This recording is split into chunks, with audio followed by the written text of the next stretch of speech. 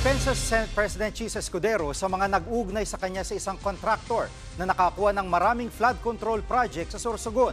Live mula sa Senado, nangunguna sa balita si News 5 Senate Correspondent Mean Los Baños. Mean, kaano-ano ba ni SP Escudero itong contractor na ito?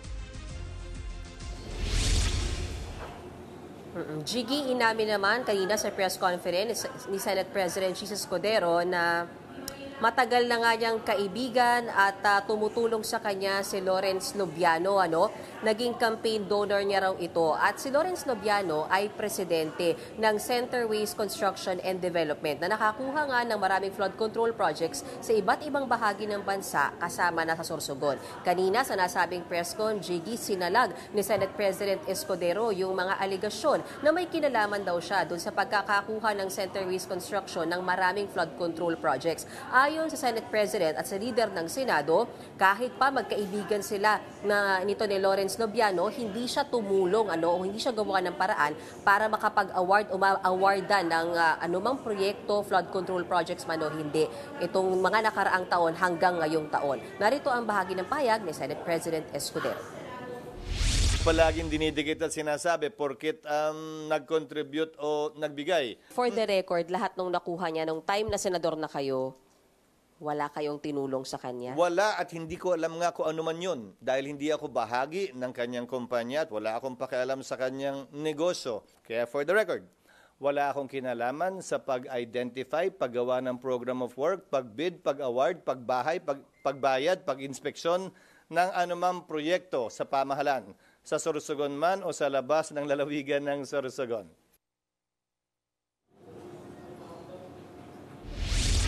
Samantala, Jiggy, doon sa website na sumbong sa Pangulo, .ph, makikita yung mga proyekto ng mga contractors kasama na nga yung sa Centerways Construction and Development. Pero ang paninita nga ni Senate President Escudero dahil sa mga gumawa ng article, bakit daw ba siya yung pinagdidiskitahan? Hindi naman siya contractor. Bakit daw hindi silipin yung mga kontratistang taga-kamara? Kung pagbabasehan naman yung report ng Rappler kung kailan sinasabi na nakakuha ng 44 flood control projects itong Centerways noong 2022, tahasan din yan na dininay ni Senate President Escudero. Wala raw siyang kinalaman dyan dahil nang buuin yung budget para sa mga flood control projects ng gobyerno, 2021 yan. At hindi pa siya nakakabalik bilang senador at siya ay gobernador pa ng Sorsogon noong mga panahon na yon, Jiggy.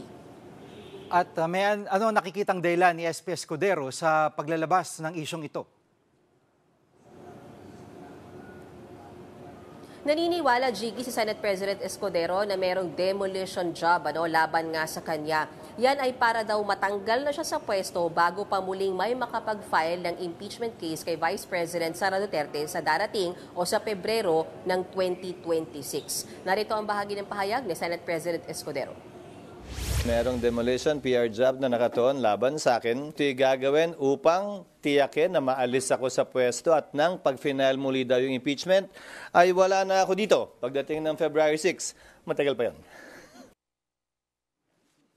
At sino ba nakikita ni Escudero na nasa likod ng sinasabi niyang demolition job?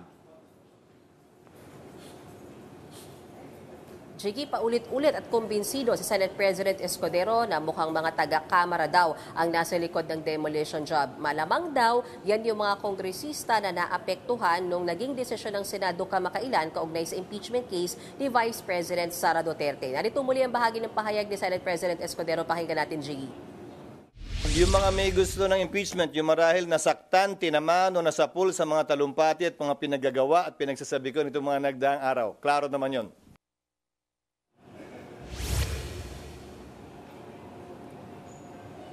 Gigigit naman ni Senate President Escudero kung sino man ang mapatunayang mga kontratista na gumawa ng iligal o nandaya sa kanilang mga flood control projects, dapat lang daw maparusahan, kaibigan man o hindi, ng leader ng Senado. Balik sa iyo, Jiggy.